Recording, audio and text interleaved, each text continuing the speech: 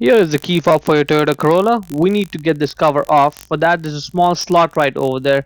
To easily access it, we need to get any keychains off of the key fob. So let's go ahead, get the keychains off. And now you'll need a small flathead screwdriver to put it right in the slot over there to try and pry the cover off. So get the screwdriver in that slot and then pry the cover off, and off it comes. Keep it aside. We need to get this orange cover off, so grab it and pull it off.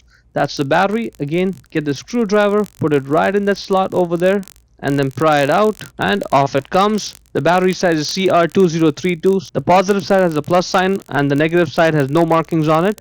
Check the link in description to buy the new one from Amazon. And then get the new battery and put it right over there the way I'm showing, with the positive side, the plus sign facing upwards. Get it in position and then press it down to secure it. Then let's get the orange cover, put it on, and then press it down to secure it as well. Get this cover back on and then press it down to secure it. And now let's go try this out. This is working good, and that is pretty much it. Hope you found the video useful. Before we go, let me give a quick shout out to Naya Motors Inc. for letting us use the car today to film the videos. They're a used car dealer here in Ottawa, Canada. Check out the link in the description for their entire inventory.